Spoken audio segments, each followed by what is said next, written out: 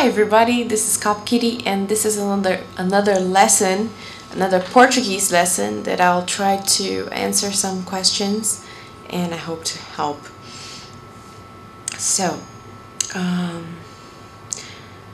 Fqueira or something like that, I'm sorry if I didn't pronounce it right, asked me what is barulhinho.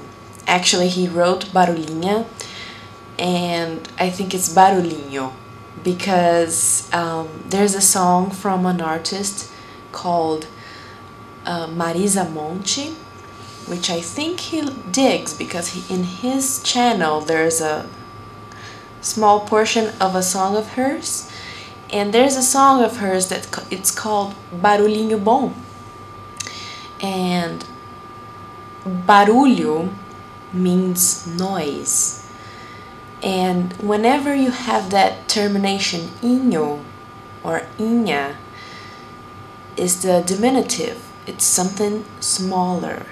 So for instance, a table, mesa, mesinha, a little table. And it is the same thing with noise. Noise, barulho. Barulhinho, little noise.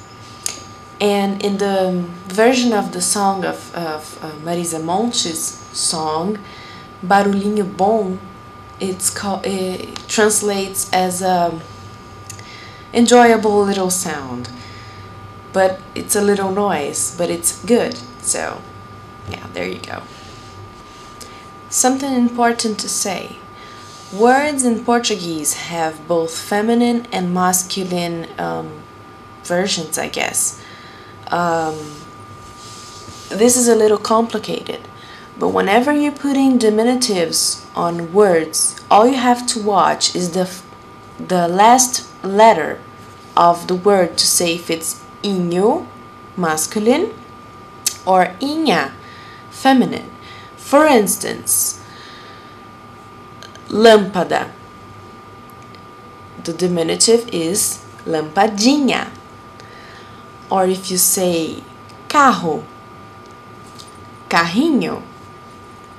Most of the time, whenever a word ends with a, in the diminutive will still be a. So, uva, uvinha. And if the word ends up with o, it's a masculine word, so the diminutive will always be inho, like prédio, predinho. Still, there are many things that complicate words in diminutive. So if you don't really know the termination or you're not sure, you can always say that something is small, which is pequeno. Like, este carro é pequeno. This car is small. So whenever you're not sure of diminutives, you can always use small, pequeno. And since we are talking about pequeno, we might as well talk about size. So whenever you're ordering something or making sure everybody understands something you want to measure, you can say pequeno, médio, e grande, small, medium, and large. There's also huge, enorme. And for coffee, this is good. A small coffee, café pequeno. Or like if you're feeling pain, uma dor enorme, it's a huge pain. So to measure stuff, this is good. Or distances is also good for you to know. Perto is something near, and longe is something far. So yeah, that'll be it. Oh, And whenever you're talking about pequeno, médio, and grande, this is also the two masculine and feminine words. So if you're talking about a small girl, you can say é uma menina pequena. So pequeno, médio, and grande for masculine words, and pequena, média, e grande. The grande serves both for feminine. Okay, so I hope that helped. I really need questions. I did receive questions from many people, precisely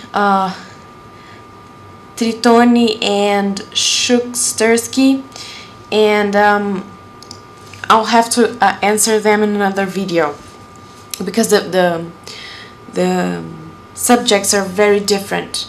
Still, Shukstersky has a business and he wants to communicate with his Brazilian customers in Portuguese, which I think it's really cool.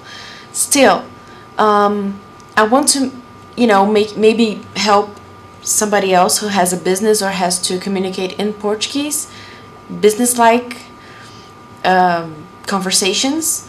So if you have some phrases you want to say in Portuguese, put a comment on this video with the phrases you want me to translate, and in the next video I'll read them to you so you can practice your pronunciation.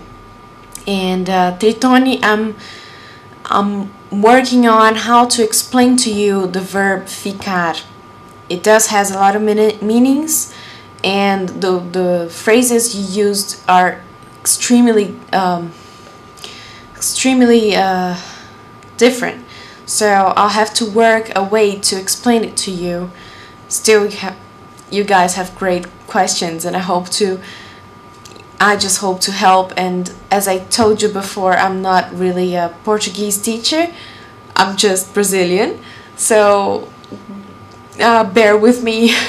I don't really know how to teach, but I'm sure I should want to help. So whenever you have a question, or if I didn't answer your question for some reason, put it on the comments and I'll try to answer it as soon as I can. Okay? So thanks everybody. Enjoy your weekend. Ciao! Olha como a chuva cai e molha a folha aqui na telha. Faz um som assim, barulhinho.